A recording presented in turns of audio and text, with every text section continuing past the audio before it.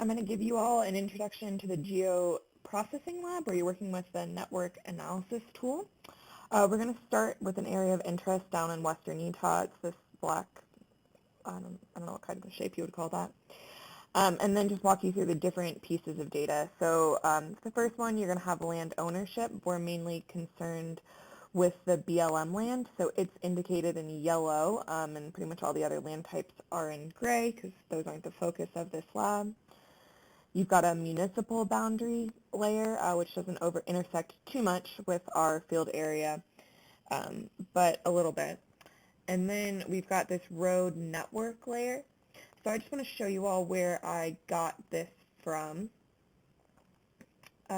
It was downloaded from the Utah Geospatial Resource Center. So on the GIS map data, scroll down to transportation.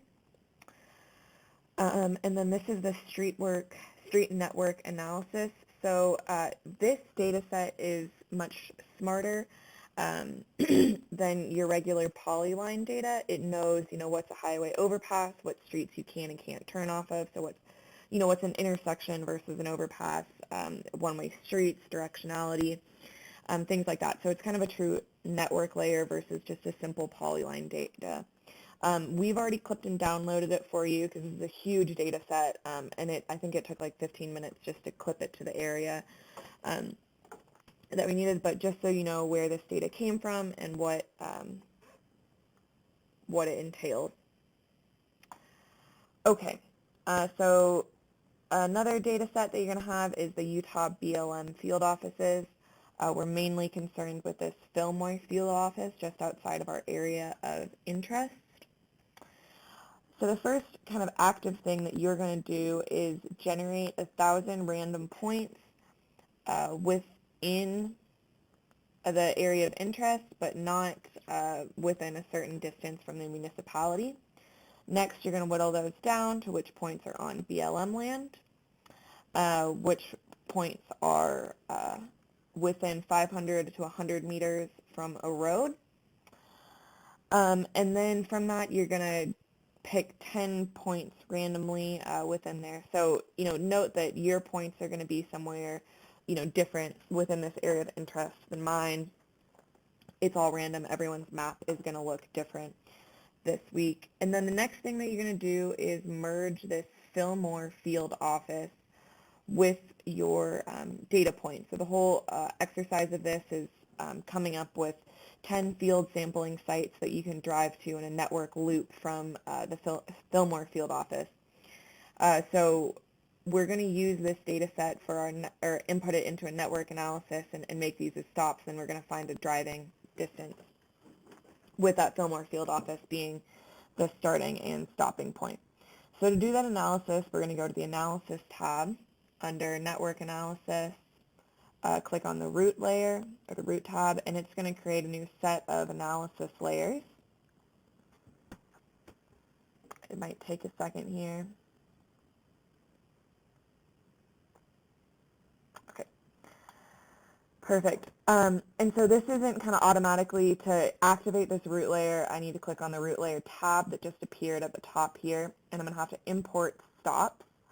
So I'm going to import my merged random points and the Fillmore field office. And the Fillmore field office points,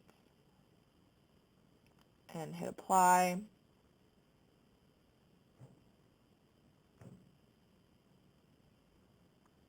And that'll close when it's done. Okay. And then I'm going to hit OK. Okay. So I have 12 stops, 10 points, and then 2 stops at the Fillmore field office. And so this is something that you guys will have to go through and make sure you have to, it has directions to kind of force that Fillmore field office to be the first and last stop. And then when I hit run,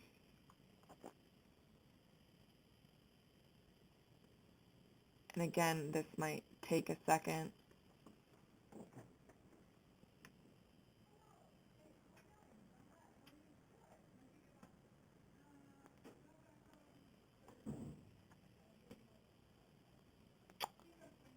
Awesome. So I get a route network here showing me the fastest way, or an idealized way to drive to all 10 of my sites, starting and stopping at the Fillmore field office. The directions automatically popped up for me. If they don't, because I already had this, well, they popped up for me because I already had this window open, but if they don't for you, you just need to click on this Show Directions tab. And then I just ask that you turn in no need to make a big map layout or anything this week, just turn in a screenshot of your map and the directions. Please be intentional about this. You know, a big portion of this week's lab grade is kind of turning in a written description showing that you understand the processes that we went through. So again, you know, be intentional with what you do screenshot. You know, obviously you don't need to spend a bunch of time on a layout, but you know, don't send me something that's your entire desktop. And then, yeah, for a screenshot, you know, just Command-Shift-S is a great way if you're working on a PC. Think about which layers you want to leave on for this. It looked pretty junky.